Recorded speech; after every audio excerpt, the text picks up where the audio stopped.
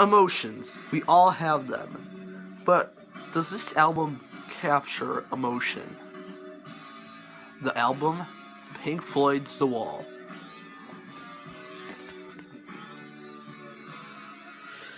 Now, if you haven't heard of Pink Floyd, well, I don't know if anyone here, why are you watching this?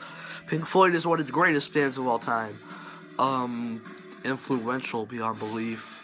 Made tons of albums. Dark Side of the Moon is one of the most successful albums in rock history. But I don't know what else to say. The albums they create and the songs they write are amazing. But I wanted to talk about their album, The Wall, because this little theory popped up in my head as this is the most, album that inspires a lot of emotion.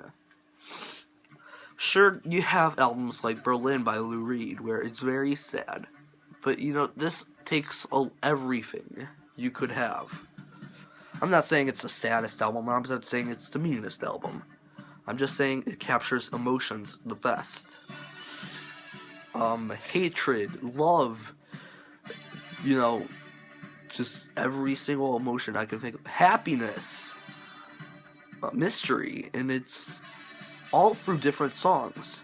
Nobody Home is one of my favorites, but it's about the main character, Pink, being home and kind of doing nothing, being sad.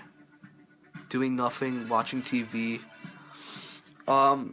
Yet you get songs like Young Lust, where he is looking for, love. And that kind of makes the album different. And towards later in the album, where, like this song, Run Like Hell, he definitely shows his hatred towards other people with different opinion. And there's also something else, that he is an alter ego. I don't know if it's a feeling, but he has an alter ego. His name, the alter ego, is not revealed, but he said Pink isn't home.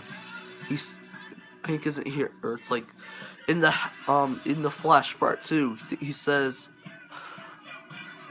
Pink isn't well. He stayed back at the hotel. So, apparently, the character Pink just doesn't want to be himself and goes off to be in the flesh and then do this neo-Nazi kind of thing. Yeah, I know, kind of jumps to a neo-Nazi thing.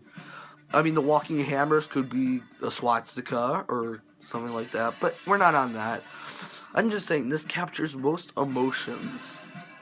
And I think Pink Floyd was the one to really do this. I think they pushed the envelope, and I think they did a great album. No doubt this is one of their best albums. But there's so much to it.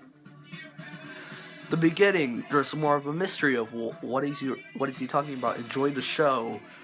And then Thin Ice, you hear his mother's perspective on what his life will be, or a big example being like Comfortably Numb. It's about being sick. Not really, but being sad, being vacant, I guess, where you're kind of zoned out and you don't know what's going on. But I think the album definitely captures things.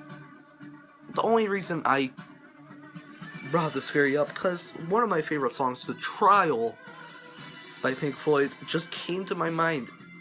That's a lot of emotions just meeting together for the end of The Wall.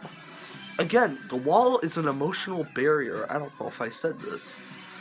The Wall is like this big emotional barrier where Pink cannot break it down in his mind, where it's literally just big and you cannot take it down. It would take every single emotion in his body to do so. And that's what The Trial is. The Trial is the song. You have the schoolmaster, the mother, the wife, all these different characters coming up from his mind and just destroying him, making him kind of do something. I don't know what he does. He kind of just has this outbreak, and then the wall breaks, and then the end of the album. It's a good story that they put onto the thing. Again, this is just a theory. I'm not sure if this is the actual meaning, that it's just emotions going together piece by piece. But I think it's a cool theory that I thought of. There is some truth to it, I think, but what do you guys think? Comment down below. Next video will be Record Store Day.